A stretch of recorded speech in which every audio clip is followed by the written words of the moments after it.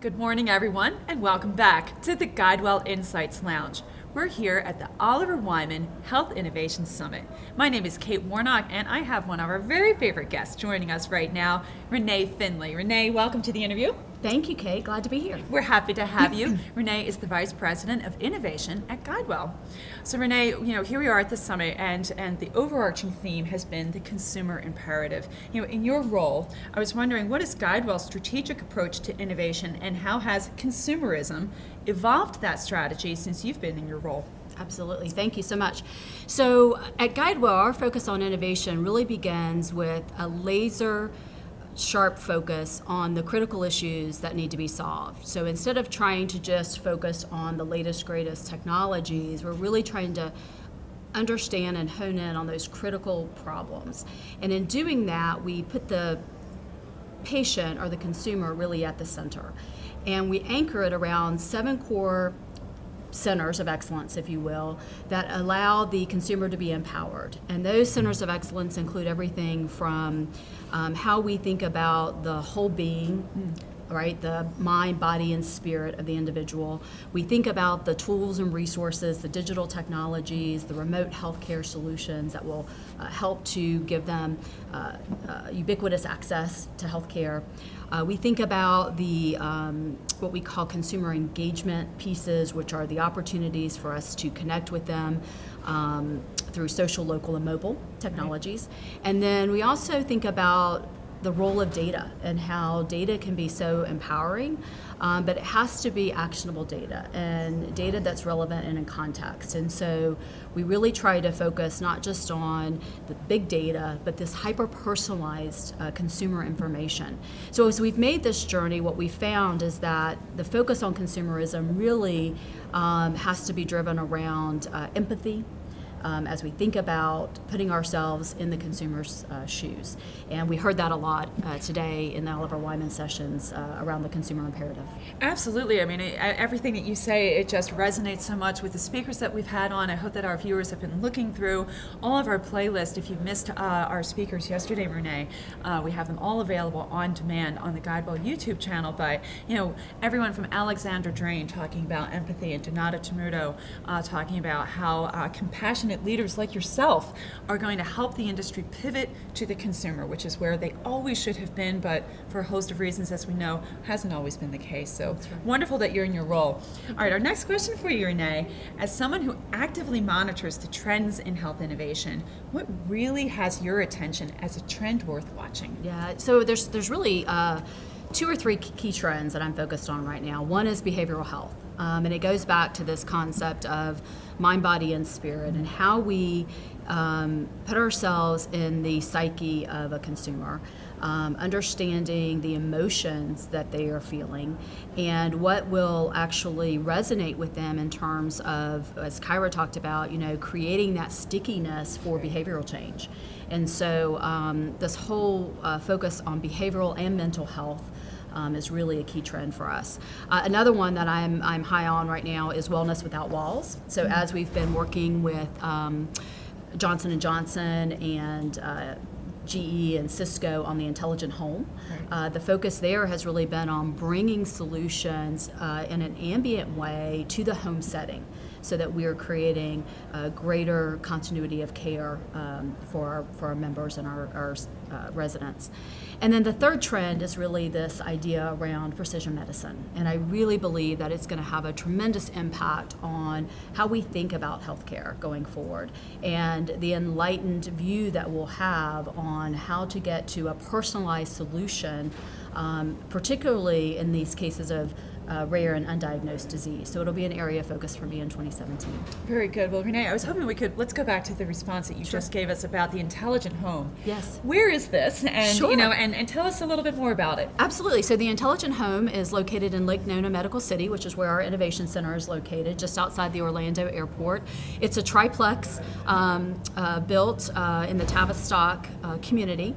The idea here is that we want to be able to demonstrate products that are ready for market, but it also has products that are in test. And so we're able to capture consumer preferences, consumer likes and dislikes around the interactions with these different solutions. And then it also marries it with in the home setting, so it's not a laboratory, right? It really feels like someplace you could live, not that you're in a test environment. So does GuideWell have a particular area of focus for the intelligent home, or how are you supporting it? We do, actually. So our focus, given the market in Florida, as we heard earlier in Dr. Lair's presentation around seniors, we focused on aging in place. And so we've got solutions there for monitoring movement ambiently in the home. So we're able to monitor activities for seniors. We're able to monitor through another platform called Remedy the diabetic status. And then we also have a new and emerging technology called KinderMed, and it's actually a sleep mask that emits blue light rays and will stimulate glands that prevent the secretion of melatonin. And as a result of that, we're able to prevent preterm birth. So it's a fascinating technology, and really excited about some of the new emerging solutions we're seeing in this space. So I think that the thing that's wonderful about you and your role, Renee, is that it's not an academic conversation of where are we going. You are testing and continuously evaluating what makes sense for the consumer today. So even though you're looking 5 years down the road, maybe you're really looking at how do we go plan for these applications. That's right. So terrific. Okay, our last question for you. Okay. All right. So GuideWell just took a very collaborative approach in attempting to improve the cancer patient experience through its first ever immersion event. Tell us more about this model, and what will the focus be for the next immersion? Sure, absolutely.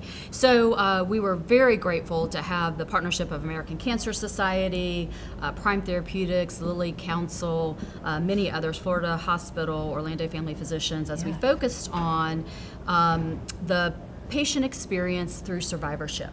And it's both the patient experience and the family experience, as it turned out, through the conversation. So through this thought leadership model, we were able to dive deep to really uncover and peel back to more clearly define those critical issues surrounding survivorship. As a result of that, we've prioritized two key themes, if you will, that now will take to concept development. Those themes are around empathy, as we talked about earlier, and end-of-life care. So both of those will be progressing, and the way that'll happen is in this digital journey through both social divergence and then coming together in a convergent model to brainstorm around these concepts and actually build those solutions going forward. Really smart conversations to have. So when you were talking earlier, you said that one of the trends that you're watching is behavioral health. Yes. And so I know that that's going to be a focus for your next immersion, isn't it? That's right. Yeah. That's right. So because, again, this concept of the consumer and their current psyche, and how do we put that at the center of what we're doing, our next immersion event will focus on behavioral health. It'll really tie into how does an individual present their best self. And it's both their best self, whether you're high performing or maybe you've been clinically diagnosed.